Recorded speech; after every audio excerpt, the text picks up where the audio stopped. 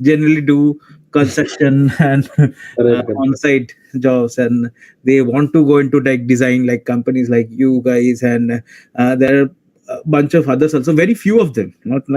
not very huge, like Yes. Not very huge. not Yeah. very And we are quite into the core engineering part of it. core engineering part of it. Yes. And the way I sell the job is that, if you want to see physically what work you've done, so come here.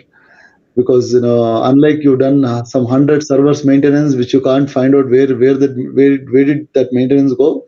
Here, at least whatever you design would have come physically in some shape and form somewhere. So Yes, yes, yes. yeah, So you can feel it, like as an engineer also, you can feel stuff like the motor running, or the rolls moving, or cranes working and all that. So so Puru, with that, I would like to start off a very special episode of the Instahyre Roundtable with you. So this is a place where ideas and leaders meet, and today's agenda is very special. It's about empathy in leadership, fostering psychological safety and trust in the workplace. Before we start, a little about us, what we do about Instahyre. So we are a platform which allows companies to find talent with 10x more accuracy and 10x less time compared to any other solutions in the market. So we are trusted by companies like Walmart, Amazon, Google, Cisco, PayPal, Geo, 10,000 plus other companies work with us. And today we have the privilege to host Purushotham, fondly called as Puru in his workplace. And he is the director of talent acquisition for India, APAC, ANZ regions at Atkins. So Puru holds a very illustrious career of 20 years plus in the field of recruitment. He has worked with companies such as Dell, HP, and Network Solutions. So today, Puru comes in with a very exceptional team management experience of around 15 years, and he has led teams across the globe. So at one point, he was leading around 120 members to a common goal, and he has collaborated with people from across the globe, across geographies, very diverse backgrounds, and his experience into effective management and recruitment practices is very commendable. So that's why we wanted to host uh, one of the key members of this HR community. Uh, and we wanted Puru to come and talk to us about empathy, psychological safety, and trust in the workplace. And with his vast experience, it would be a very, very enriching session. So over to you, Puru. A brief introduction about you and for our audience. Thank you, Sarbajit. It's a privilege to be talking to all of you today, and a great opportunity. Well, like you rightly mentioned, I have 2 decades of experience. I worked with multinational companies like that of HP and Dell in my past, and with Atkins for the last 9 to 10 years now, just becoming 10th year in this organization. I've also had opportunities to manage people across the globe in different continents and with varied diverse background of people as such. And in my current role, I do talent attraction, we do talent acquisition, and at some point of time, I was also managing the entire recruitment shared services for the Atkins Essential Lavalin. That's in short. Based in Bangalore, for some reason, look like I've hooked my entire career in Bangalore that way, so never got a chance to go elsewhere and work. Um, I have 2 children, doing in their teenage right now. Wife is an author, so that way I get to listen a lot at home as well. So yes, it's a small family. Great. So, welcome, Puru, and thank you for spending time with us. So, with that, we move on to the first question which we have. So, my first question is, what does empathy in leadership look like in today's workforce, and why it is very critical in today's time? Well, I think let's start in understanding a little bit about what is empathy, Sarbajit. So basically, it's telling us that it's a little bit of a deeper connection to build within the team, isn't it? And it's a very very visible trait in my sense. So you have to demonstrate a lot of listening if you have to really build an empathy in the leadership at this point in time. We are in the crossroads of so much of talking going around or so much of data being put across everywhere. how much time would you really devote in terms of listening to people? And when you say listening, there also has to come with some bit of proactiveness. You have to be on the next set of understanding your own team. How do you really be yourself in terms of understanding what's going to come next? I keep telling sometimes to some of the people who report into me as managers as to how much of you get surprises from your team versus how much have you already guessed about what your team is going to be. I think in my sense, it's a directly proportional activity. So the number of surprises tells you that you are really, really not on that path of becoming an empathetic leader. Or if you guessed it out right, that yes, this person in this team is really getting to some trouble and he's going to really come out talking about it, or maybe he needs some support and this is the time he's going to call it out. Mhm. That's where you've really built your own empathy in the team. Why is it critical? I think it goes by asking this question as to what does organizations want out of a team? Okay.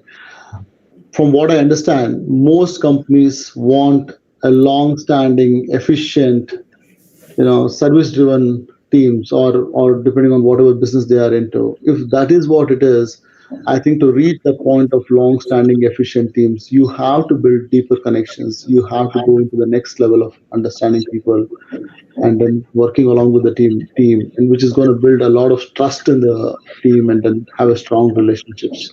That's my take. Okay, it's a very very interesting take, and to all the people who are listening, so these are the insights which can help you to build bigger and better teams. With that, I move on to the next one. So, can you provide some examples of how fostering psychological safety in the workplace impacts team dynamics? You can like tell me examples from your own experience or what you have seen during your vast experience in working with large corporates. Well, I think, see, psychological safety for me is that speaking up your mind without having any kind of a negative consequence around it. Okay. So at Atkins, we strongly believe in psychological safety, and in fact, we celebrate a month of psychological safety here. Okay. And a very unique thing that we also do here is that for any meeting that we host, which has got more than 2 or 3 people, we take out 5 minutes before we start the meeting, and we call it as a safety moment. Okay. And in that safety moment, you try and bring some best practices, especially on the psychological safety, as to how is that relevant and what do you do with that.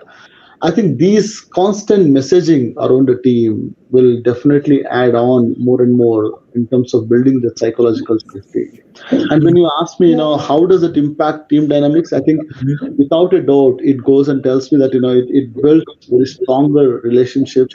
It makes people open up, you know, Okay. creativity flows in. When one person feels safe, and if there is something that is going wrong at the first instance, it Mhm. gets called out loudly and clearly, right? At the same time, this gives you a fantastic platform to identify, appreciate, reward individuals. Okay. And even more is that you can actually get away with all the blame game that generally happens in a team, because so the more the blame game, then it is only telling that the psychological safety is missing, so you can easily get away from all of that. So Mhm. in my opinion, appreciating the people for all the right things, is something that we constantly do here, and Okay. that's also loud and clear that this is cycle. And also, I think after this COVID took place, Yeah. this has taken a very big step towards the future. I think Yes. it's one of the major things where companies are trying to make sure that their employees and their team members are safe and caring for their not only the physical health, also the mental health and also Absolutely. other things. Right, this has become one of the very important things where companies are taking the personality of a very caregiving organization where they care about their employees, right? So that. Absolutely, absolutely. In fact, Atkins, we went further Mhm. a step, and we said we introduced the telemedicine concept just to Mhm. make sure and convey that message that we are here to look after. And at Mhm. the same time, we also introduced a tele counseling session, so that many people were going through different levels of issues in terms of health, or be it some relative not feeling well, and obviously that plays heavy on the mind and it impacts Mhm. performance. So you may want to share something and have a counseling done. So all of this was provided during those COVID seasons as well, Sarvajit. Understood. Understood. Very, very, very good insights about how psychological safety Yeah. in the workplace is impacting and will impact team Yeah. dynamics. So, what are some practical ways leaders can promote trust within their teams? So, right now we are working through a very turbulent time. As a lot of news is coming in, and companies are like sharing their workforce on that, but and the companies need to instill trust in the teams, okay, so that they can work very peacefully and work towards greater results. So what are and also the market and other conditions also impacts this kind of things.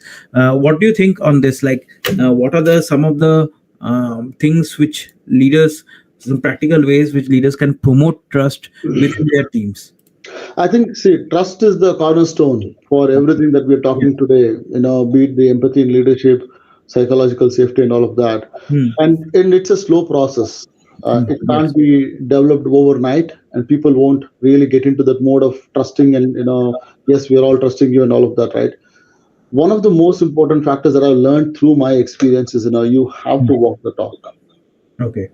You have to demonstrate what you are talking about, and at times you have to be super conscious about what you're actually telling the team, what are you addressing about, and how are you actually bringing it into action. So for me, walk the talk is one of the most important activities that I believe has to happen at any point. And then you have to maintain a mutual respect within the team members. Hmm. And while you have and hold many conversations with the team, I think confidence in those conversations plays a huge role Hmm. in terms of building the practical ways of promoting the trust within their teams. So according to me, these are some of the key factors. In addition to that, yes, there is always a given that there is a transparency concept. While we are going through these turbulent times, there is a balance in terms of how much transparency you can maintain, so that you have sharing those information which is relevant to be known and told to the team members. Hmm. And at times, there are certain things which is only meant for managers, so those things also has to be kept with the managers. So I think it's a balance, but Hmm. maintaining transparency to the level it is required is very, very important. Understood. Understood. Great insights, Puru, on this. And so, as a leader, as you have like leadership experience of decades. So, and you have seen other leaders also. How can a leader maintain empathy and psychological safety during times of some organizational change or crisis, or some kind of turbulence in the company? So how can a leader maintain empathy? This is also not for very large enterprises. You can also speak on, so there will be a lot of folks who will be running SMBs, SMEs, and also startups, so that can also, they can also reflect on this. So you can answer for the general Yeah, yeah, folks, yeah, like yeah. certainly. So I think tough times shows the true potential of a Yeah, leader, isn't it? Right? exactly. And it's most of the time it's heart over the mind, Mm-hmm. because of the situations that we are going through. Mm-hmm. And you have to really carve out a methodology in terms of making sure that the required messages are being carved out, but at the same time you still hold the trust and the most important aspect of respect and all of that within the team. I Mm-hmm. think there's this buzz around servant leadership. you know Yeah. it's looking at what does an individual require at best from a manager. I think, in my opinion, that plays a huge role. The more you bring into the servant leadership aspect and try and look at it in terms of having the individual get over the challenges of the current situations and all of that, and Mm-hmm. still doing whatever is right for the organization, is where it calls for. So these are some of the things which I strongly say that you have to hold on to, and Mm-hmm. then get things through during these tough times. Yeah. Okay. Okay. So we move on to the next one. So how does empathetic leadership contribute to talent acquisition and retention strategies? Yeah. In a talent acquisition situation, Sarbojit, it's a very, very interesting field, right? I mean, we call ourselves HR, we call ourselves as sales, marketing, whatever. We are a combination sometimes of both sales and HR. So that also tells us that, you have a service responsiveness quite heavy on your minds. And then you also have targets, then you have timelines to deliver, and it can be monotonous, it can be labor intensive. When this is what the environment that you have to operate, I think empathy is one of the best flavor for a leader to have, because no one can work laboriously, monotonously for long hours and still maintain that experience factor being put into candidate and employees and so and so like that, without having a bonding with the leader, without having a bonding, or without having the feel of being part of a team and all of that. And in the current situation, an individual spends more than 9 to 10 hours in office, and which is much more than what they spend in the personal side, right? If you don't have that empathy angle, if you don't have that bonding angle or the trust angle being played with the teams, then what is the point? So for me, in talent acquisition, it plays a huge role. So when you are actually giving them a psychological safety that you can speak your mind, you are being protected. You're not being cornered for any of this talking that you're going to open up and tell, and you've been giving that environment for you to open up and say. This is exactly where it plays a major role when you are accepting timelines from a business. Talent acquisition is quite heavy on targets, timelines. So if there is something that an individual is working with a business and he or she knows that this is going to be super difficult for me to commit upon, and if they have to really come up and say that, what, I can't deliver at this time, I might require some more support, or I need some more time onto it. If the leader has not given them the psychological safety angle, forget it. It won't even go into the business side that way, right? So that is where I say that I think it's even more important for a talent acquisition team to have that empathy and psychological safety built inside. Okay, understood. And as we are talking about empathy and how it relates to that, so how does empathy and psychological safety also influence what are the most important factors like diversity and inclusion, the DEI factor in the workplace, which has become a very large impact because when you see like diversity was mainly very gender focused, gender specific. Right now it's not about gender, it's about a lot of other things, like even you see lot of companies are hiring armed forces professional who can help them in operations and kind of thing. So also the LGBTQ rights and others like women who are coming back to work. Okay, so all these things, how does this kind of empathy and psychological safety help in companies becoming more and more DEI focused or open to people from other backgrounds? See, when you are empathetic, you are more receptible. Yes. Right? I mean, you definitely will come with a lot of listening abilities, and you have to demonstrate huge listening with the team, and that creates a little more and a very strong, reliable environment. So, when a strong, reliable environment is created, obviously it gives a lot of space for diversity and even being inclusive in terms of people being considered as valuable in the team, and then considering each and every small aspect that a person wants to talk about being respected and given space for them to open up, right? So for me, in that way, I think diversity and inclusivity goes quite heavy when there is a reliable environment for them to Exactly. operate in. And like for example, at Atkins, we recently launched a redesign scheme wherein we said, we welcome all those women who wants to come or taken a career break and would like to come back to their workforce and all of that. Okay. And even we went ahead and we hired one of our blind mechanical engineers into the workforce for Oh. the simple reason that the environment is psychologically safe, and it's quite empathetic that way, and people are supportive even for a blind person to operate in a highly design focused work environment. Understood. So with that, I come to the end of the question answers which we have arranged for you. So we have got a lot of questions from the audience, and I Okay. will ask a few of them because of scarcity of time. So let's start with the first question from Preeti Dutt. So Preeti asks, like, how can a leader balance being empathetic while making tough decisions? Yeah. Thanks, Priti. So I think tough decisions tells me that there's something impending from the business sides, right? Yes. So business calls are non-negotiable, right? Mhm. The way I look at it is, when if you are a real empathetic leader, then actually it makes it much more easier to convey the message with the Mhm. right tone and with the right words. So that is where I say the EQ plays such an important role in these aspects. So that's my take. So the more you are empathetic, the better it is to convey the message because there's already an established relationship with the team. It's Mhm. just that you have to use the right words and tone to make sure that it's delivered in the right.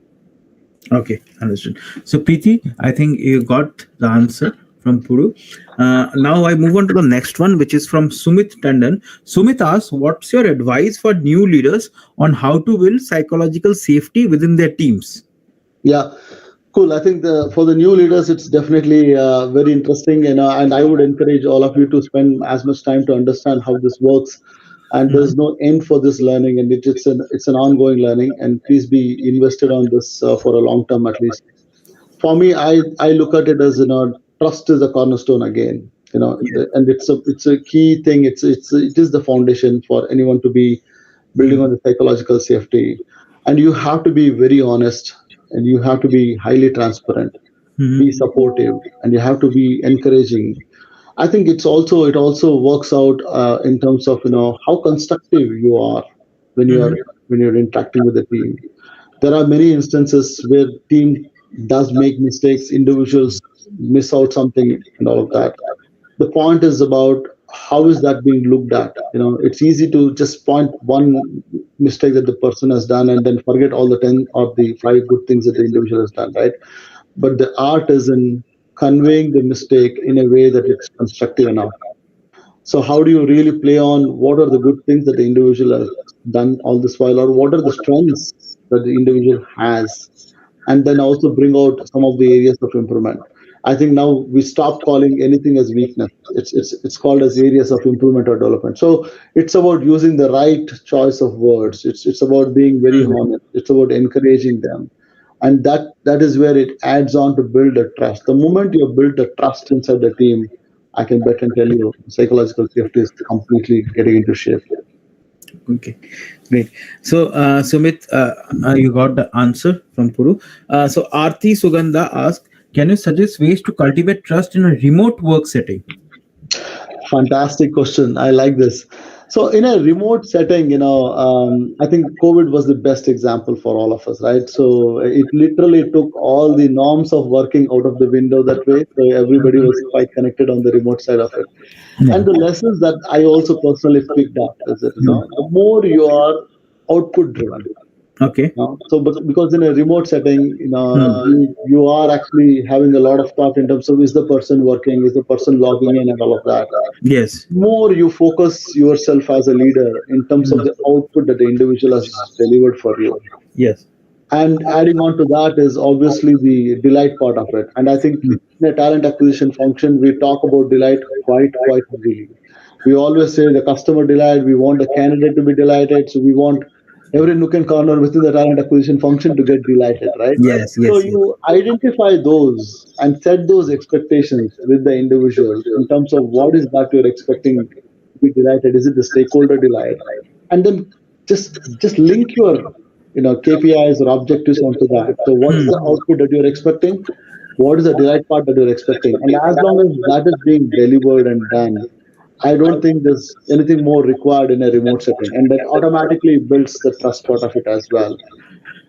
Current gen is so much so into the workforce right now. And I think, it's good for all of us to learn the ways of working with the gen that way. The less policing you do, the better it is the environment.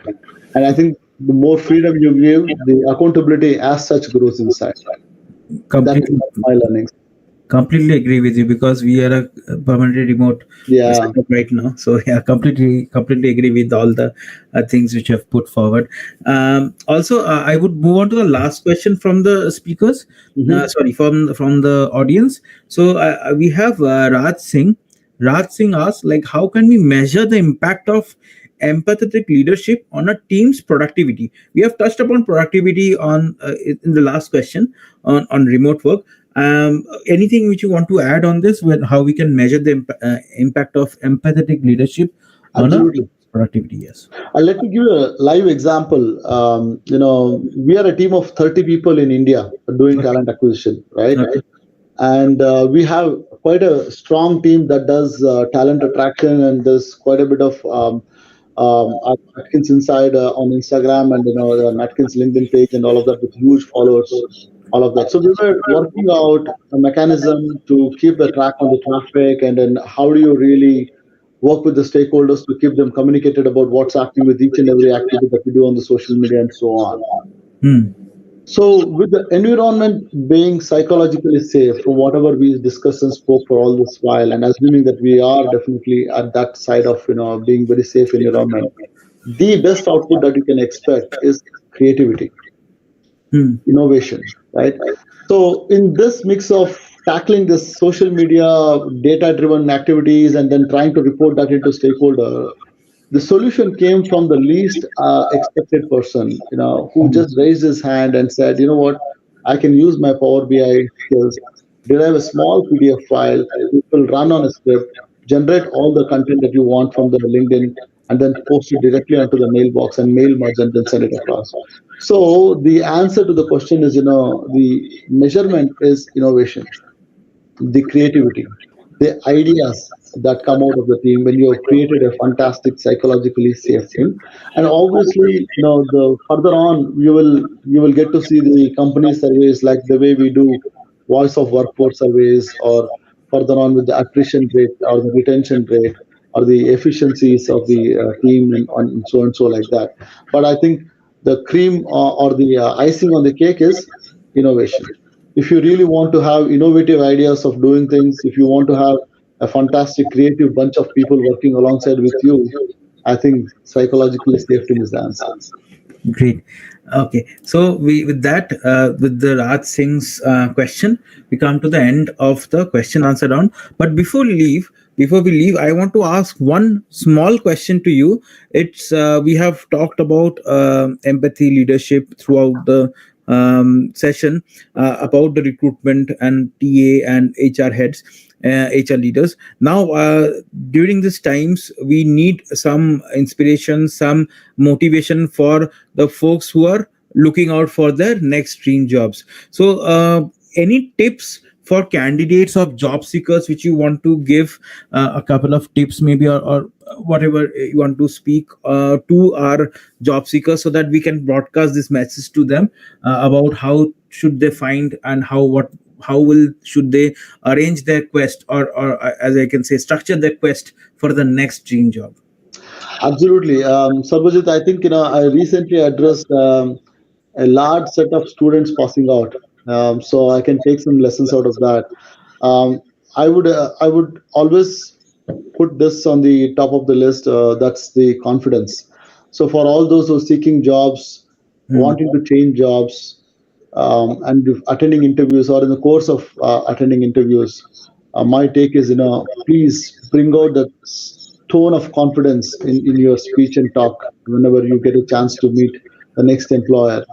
And today, the media and the digital is so vibrant, and searching for a right job is not so difficult, as what Hmm. I understand. So you need to put the right wording in the resumes, and you have so many tools to help you carve out a Exactly. fantastic resume, bringing out all the keywords in terms of your strengths that you are known for, and then build a personal brand around it. And for some of them who personally come and ask me as to how do you think I can go to the market, make a successful job change, or find a successful role, I say leverage what you currently have, like of LinkedIn or be it some other tool that you are looking into in terms of building your own personal brand. Okay, spend time to speak and talk about your own individual strengths and capabilities in that space, and Mhm. that's fantastic today. It wasn't the case when we all started our careers that way. So, but now I think we've come a long way. We have lots of platforms, and while you do that, and when that converges and results in some discussions with some people, please show that confidence levels, which will be a very immediate tick in the box to say that you're there for the next round. Great. Okay. So, Puru, I come to the end of the session, and it was great talking to you. And coming from a background which is so vast and so diverse, with such an experience, has been a real treat for all our folks who have joined in and who will be listening to this podcast and recording. So, with that, I come to the end of the Instahyre Roundtable. It was a pleasure hosting you. I hope you loved it. I hope you liked it. Yeah. Sarbajit, thank you so much. It's a privilege to be in discussion with you today. I thoroughly enjoyed the conversation. What set of beautiful questions, thought provoking some of them are, and I hope we take back this message of building a fantastic leadership team, especially with the upcoming generation of leaders, and also having a psychological safe team in most of the organizations that are tuned in today. Thanks for the opportunity. Thank you. Thank you, Puru. Take care. Have fun.